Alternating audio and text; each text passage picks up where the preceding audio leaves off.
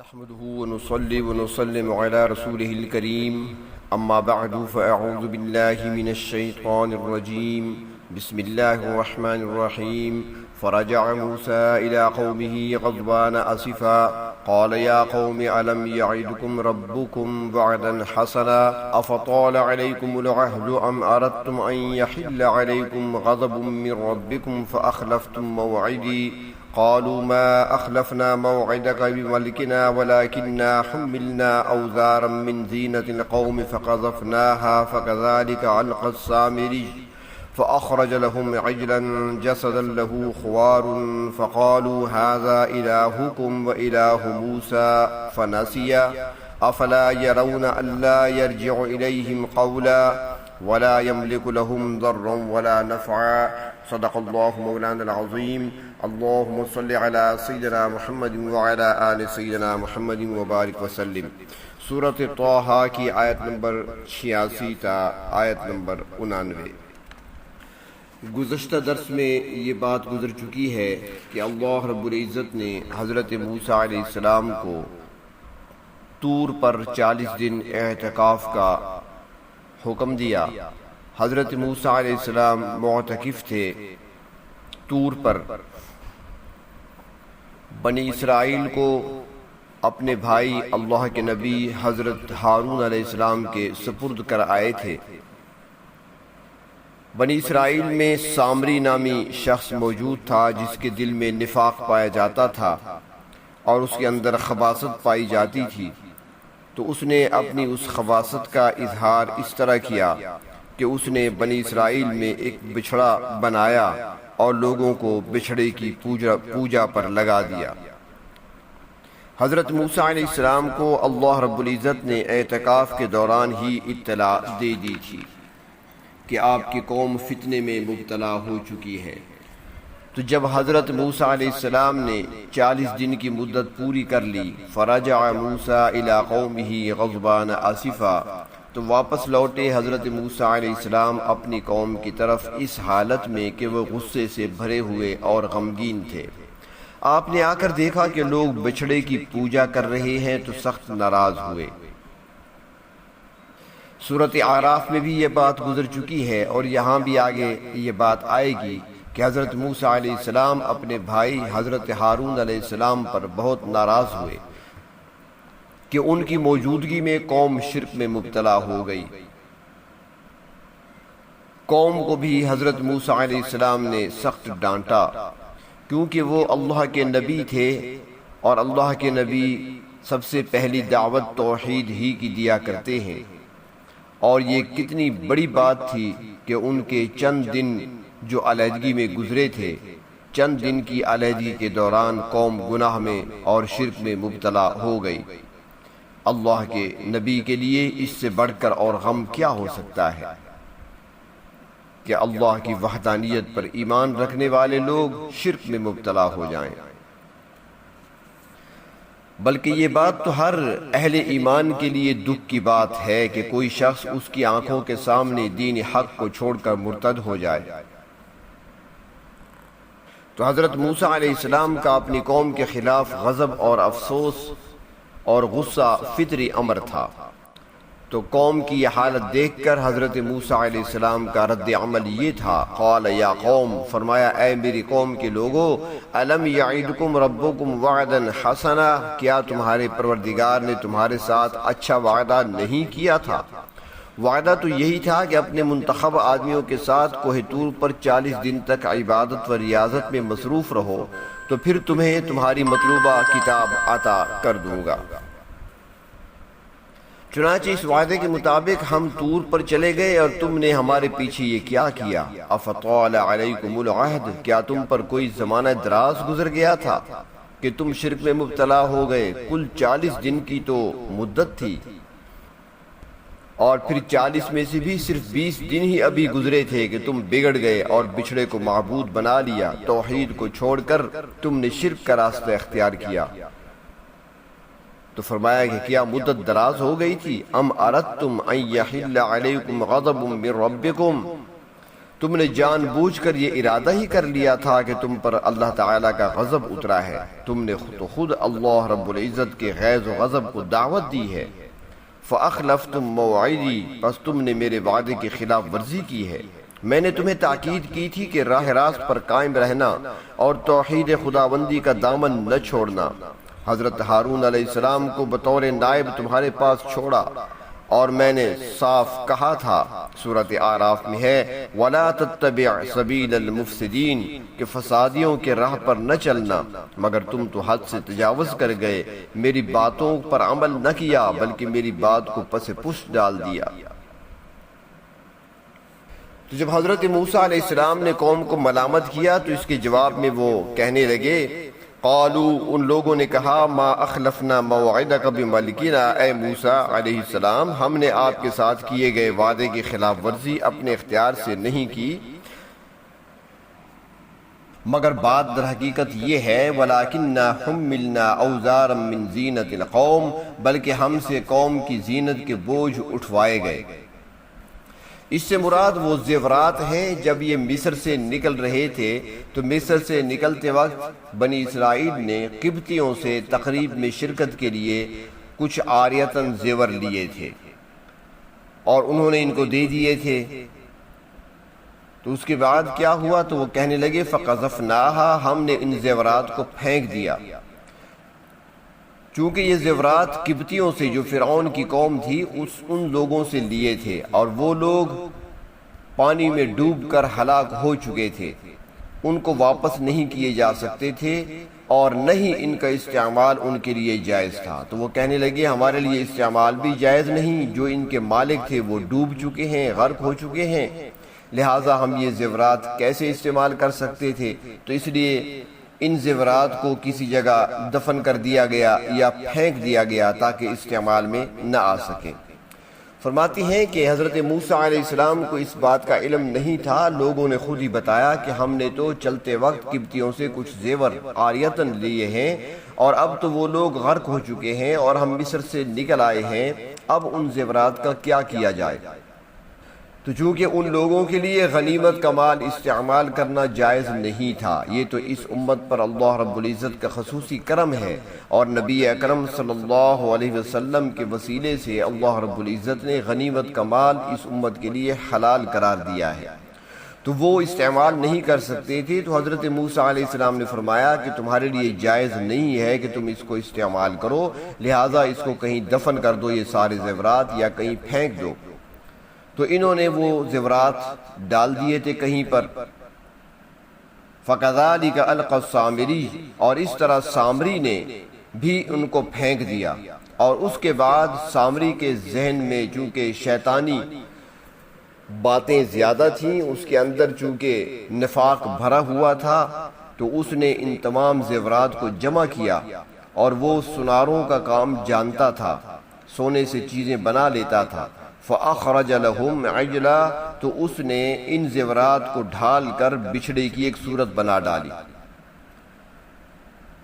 سونے کو پگھلا کر، اور پھر اس میں سے بت بنا دیا، بچھڑے کی شکل بنا دی۔ اور وہ کیسا بچڑا تھا؟ فرمایا جسد لہ خوار، ایک مجسمہ تھا جس سے بچڑے کی سی آواز نکلتی تھی۔ جب اسرائیلیوں نے سونے کے بنائے ہوئے بچڑے کو بولتے ہوئے دیکھا، فقالوا، تو کہنے لگے، ھذا الہکم و الہ موسیٰ، تمہارا اور موسیٰ علیہ السلام کا معبود تو یہ ہے۔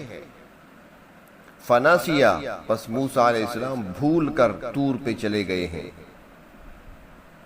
مفسرین اکرام فرماتے ہیں کہ یہ بات بنی اسرائیل کے کچھ بیوقوف اور غالی قسم کے لوگوں نے کی تھی، ورنہ جو سمجھدار لوگ تھے وہ ایسی بات نہ کر سکتے تھے۔ اور یہ بھی لکھا ہے مفسرین اکرام نے کہ جب بچڑے سے آواز نکلتی تھی تو یہ لوگ اس کے سامنے سجدہ ریز ہو جاتے تھے، اور بعض اس کے سامنے رقص کرتے تھے، اور اس طریقے سے سامری کی تحریک پر یہ لوگ شرک میں گرفتار ہو گئے۔ یہاں پر ایک سوال پیدا ہوتا ہے کہ اسرائیلی اتنی آسانی سے سامری کے بچھائے ہوئے جال میں کس طرح پھنس گئے اور بچڑے کی پوجا پر کس طرح آسانی سے مائل ہو گئے؟ تو مفسرین اکرام فرماتے ہیں، اور تاریخ بھی بتاتی ہے کہ گائے کی پوجا کرنا پرانی قوموں میں اور خصوصاً مصریوں میں بھی قدیم زمانے سے رائج تھی، اور اسرائیلی اس بات سے واقف تھے۔ بر صغیر میں بھی ہندو گائے کو مقدس جانور سمجھ کر اس کی پوجا کرتے ہیں، یہاں تک کہ اس کے پیشاب اور گوبر کو بھی نہ صرف پاک سمجھتے ہیں بلکہ ناپاک کو پاک بنانے والا مادہ سمجھتے ہیں۔ تو چونکہ گائے کی عبادت پہلے سے ہی ہوتی چلی آ رہی تھی مشرک قوموں میں، تو یہاں بھی جب سامری نے بچھڑا بنایا اور اس کے مجسمے سے بچھڑے کی آواز نکلی تو اسرائیلی اس پر یقین کر بیٹھے اور اسے اپنا معبود تسلیم کر لیا۔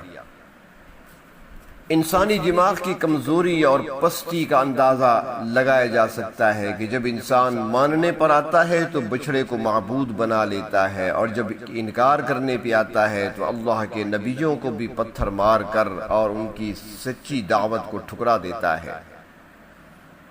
آگے بچھڑے سے متعلق مزید تفصیل بھی آئے گی۔ تو اللہ تبارک و تعالیٰ نے فرمایا افلا یرون الا یرجع الیہم قولا، کیا یہ بیوقوف لوگ اتنا بھی نہیں دیکھتے، اتنا بھی نہیں سمجھتے کہ یہ بچڑا ان کی بات کا جواب بھی نہیں دیتا، ولا یملک لہم ضرا ولا نفعا، اور نہ ان کے لیے کسی نفع و نقصان کا اختیار رکھتا ہے۔ اس جاہل قوم نے بچڑے کو کیسے معبود تسلیم کر لیا جو نہ خالق ہے نہ قدرت کا مالک ہے، نہ ان کی کسی بات کا جواب دے سکتا ہے۔ حضرت ابراہیم علیہ السلام نے بھی اپنے والد کو جب تبلیغ کی تھی اور سب سے پہلے جب اپنے باپ کے سامنے کھڑے ہو کر ان کو دعوت حق دے رہے تھے تو وہاں پہ فرمایا تھا یا ابت لم تعبد ما لا يسمع ولا يبصر ولا يغني عنك شيئا، ابا جان آپ کن کی پوجا کر رہے ہیں جو نہ سنتے ہیں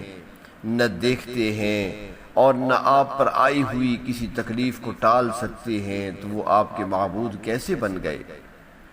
تو یہاں بھی اللہ رب العزت فرماتے ہیں کہ کس کی پوجا انہوں نے شروع کر دی ہے جو نہ تو ان کی بات کا جواب دے سکتا ہے اور نہ ہی نفع و نقصان کا اختیار رکھتا ہے۔ یہ صفات تو اللہ رب العزت کی ذات میں پائی جاتی ہیں، لہذا معبود برحق وہی ذات ہے۔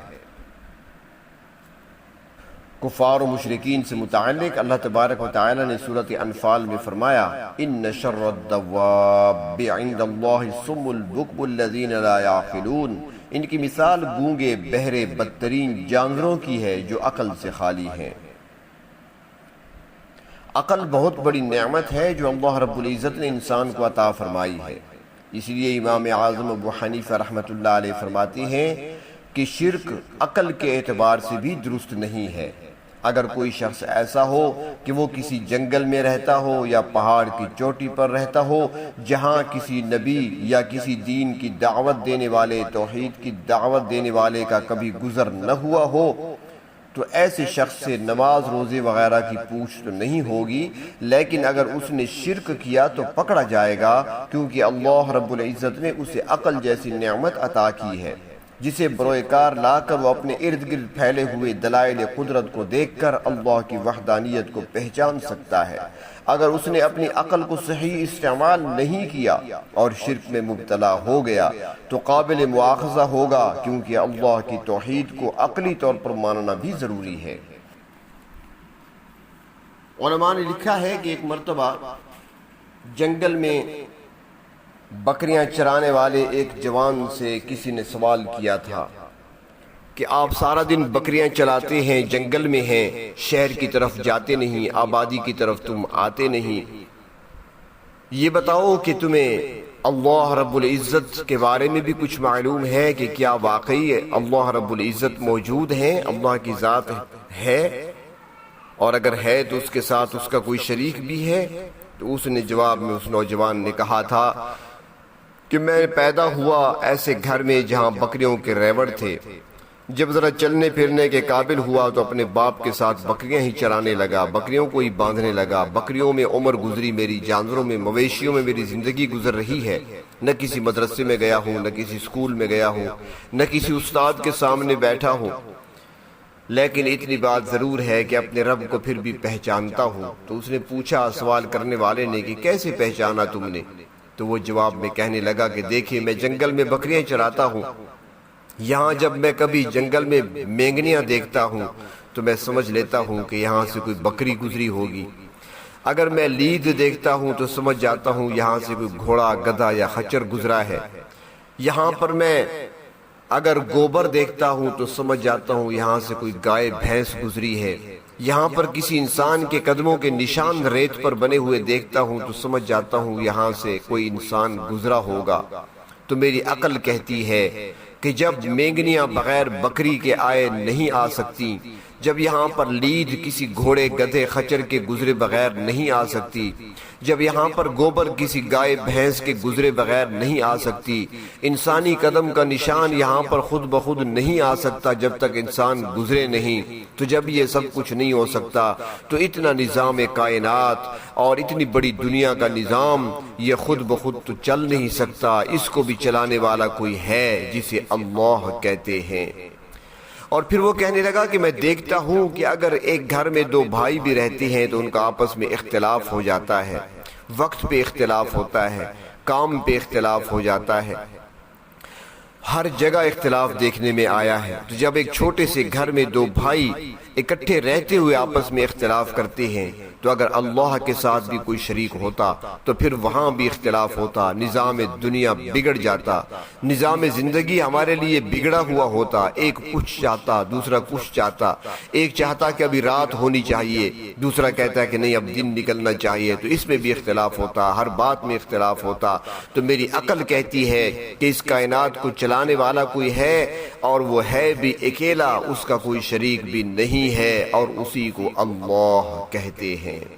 تو اللہ رب العزت نے انسان کو عقل جیسی عظیم نعمت عطا فرمائی ہے، اور عقل کا تقاضا بھی یہی ہے کہ انسان تسلیم کرے کہ نظام کائنات کو چلانے والی کوئی ذات ہے اور وہ ذات اکیلی ہے، اور جو سارا نظام جو ذات چلا رہی ہے عبادت کے لائق بھی وہی ہے، وہی معبود برحق ہے۔ اللہ تبارک و تعالی توحید پر کاربند رکھیں ہمیں، اور شرک و بدعات سے ہماری حفاظت فرمائیں۔ وآخر دعوانا ان الحمد للہ رب العالمین۔